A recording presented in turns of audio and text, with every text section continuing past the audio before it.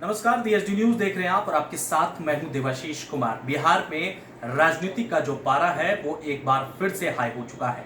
High इसलिए हुआ है क्योंकि इस साल बिहार में चुनाव होने हैं। तमाम पार्टी जो है अब अपने अपने स्तर पर चुनावी अभियान में जुट चुकी है, लेकिन बयानों का जो तीर है वो अब एक तीर से दूसरे तीर की ओर चल चुका है। जी हाँ, अशोक चौधरी ने श्याम रजक के आरजेडी में जाने पर सवाल खड़ा कर दिया है। जी हाँ, अशोक चौधरी ने कहा है कि जब 11 साल तक नीतीश के साथ रहे श्याम रजक तब उनको कोई दिक्कत नहीं थी, आज अति पिछड़े और पिछड़े पर उनको दिक्कत हो गई है। ठीक उसी का पलटवार करते हुए श्याम रजक ने भी कहा है कि अशोक चौधरी बड़े व्यक्ति हैं, बड़े व्यक्ति को इस तरह के शब्दों का प्रयोग नहीं करना चाहिए। हम आपको बताते हैं कि दोनों नेताओं ने अपने आरोप और प्रत्यारोप में क्या कुछ एक दूसरे पर हमला किया है। सुनिए। एक बात सबसे बड़ा है बात कि किसी व्यक्ति को किसी क्लास में रहता है तो साल भर के अंदर वो समझ जाता है कि हमको हमारे टीचर क्या पढ़ा रहे हैं। आपको 11 साल लग गया कि नीतीश जी आपको क्या पढ़ा रहे हैं आपको समझने में, तो आप कितना होशियार विद्यार्थी हैं इसी से आप समझिए। इस प्रदेश की जनता समझ नहीं रही है कि जिसके साथ आप 11 साल रहे और 11 साल के बाद आपको समझ में आया और आप लगातार उनके कैबिनेट में मंत्री रहे कि 11 साल बाद आपको समझ में आया कि नीतीश कुमार दलित विरोधी हैं। तो सबसे बड़ा प्रश्न चिन्ह तो इनके ऊपर लगता है कि आपको साल भर 1.5 साल में समझ में नहीं आया कि नीतीश कुमार दलित विरोधी हैं। 11 साल आपने लगा दिया ये समझने में। तो आपके ही जो कार्य प्रणाली है और जो कार्यशैली है इस पर प्रश्न चिन्ह लगता है, सबसे पहला बात।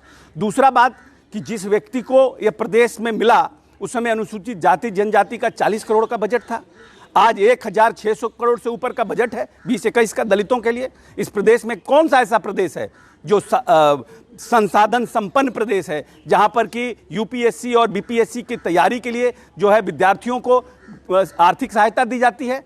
कहाँ इस प्रदेश में दलित उद्यमी को लोन दिया जाता है कि आप हमारे प्रदेश के जो दलित हैं, पढ़े लिखे हैं, ग्रेजुएट हैं, उनके लिए हम लोन की व्यवस्था करें? कहाँ पर बेरोजगार जो लोग हैं उनके लिए, दलितों के लिए परिवहन योजना शुरू की गई? कितने लोगों को, लगभग 6,500 इस प्रदेश के नौजवान दलित साथी हैं SC ST के जो उन्होंने परिवहन योजना का फायदा उठाया। लगभग हजारों लोगों ने BPSC और UPSC का फायदा उठाया। जो व्यक्ति बड़ा होता है, जो दूरदर्शी होता है, वो समझता है कि जब तक हम हाशिए के पड़े जो बड़ी जनसंख्या है, चाहे वो महिलाओं का हो, अति पिछड़ों का हो, दलितों का हो, उसको जब तक हम मुख्य धारा में नहीं जोड़ेंगे तब तक हम इस प्रदेश को 21वीं सदी में ले नहीं जा सकते। उस सोच के साथ नीतीश कुमार ने इन योजनाओं का निर्माण किया और दलितों का उत्थान करने का बात किया। हम तो समझते हैं आज़ादी के बाद इतना बड़ा दलित प्रेमी कोई मुख्यमंत्री हुआ ही नहीं है जिसने इस तरह की योजनाओं का निर्माण किया, और आपको 11 साल लग गया। अब जब जाते हैं तो आप कहते हैं कि नीतीश कुमार दलित विरोधी है।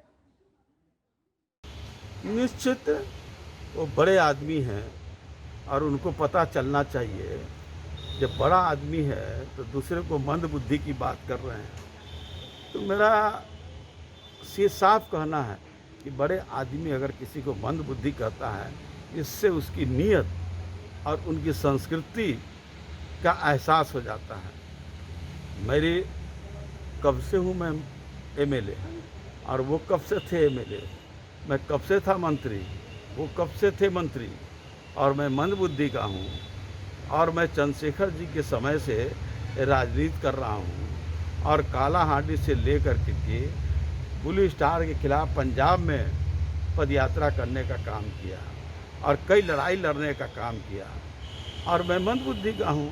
उनका कहना अगर ये है तो इस सोच को मैं मुबारक देता हूँ। उनका कहना है कि नीतीश जी को समझने अभी उनको इंतज़ार करना होगा।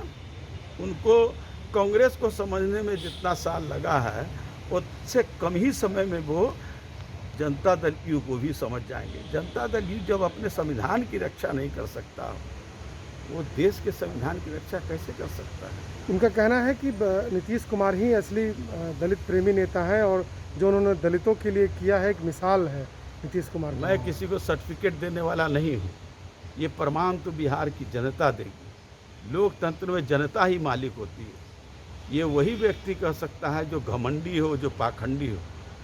जनता ही मालिक होती है। और मैं आप लोग से कहना चाहता हूँ, जाइए उन टोलों में, जाइए उन झोपड़ियों में क्या स्थितियाँ बदली हैं? अगर स्थितियाँ बदली है तो बहुत अच्छा है। स्थितियाँ और बिगड़ी है। आज सड़क बना देना और बिजली लगा देना, यही है विकास का मापदंड क्या?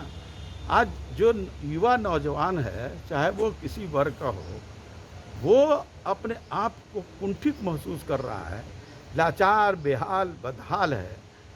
आज हमारे पास आए थे विकलांग लोग और उनको 4 साल से छात्रवृत्ति नहीं मिल रहा है। ये आपको मैं कहता हूँ, पटना कॉलेज में जाइए, जहाँ विकलांग लोग छात्रावास में रहते हैं, उनके पास जब छात्रवृत्ति नहीं मिल रहा है, अब किसकी वकालत कर रहे हैं?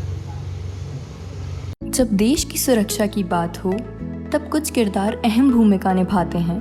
बेजोड़ शटर्स और शटर लॉक्स, मजबूती की मिसाल कायम करने वाले स्टील पाइप्स, सर्वश्रेष्ठ गुणवत्ता से भरपूर शटर लैथ और अटूट इंटरनल लॉक्स।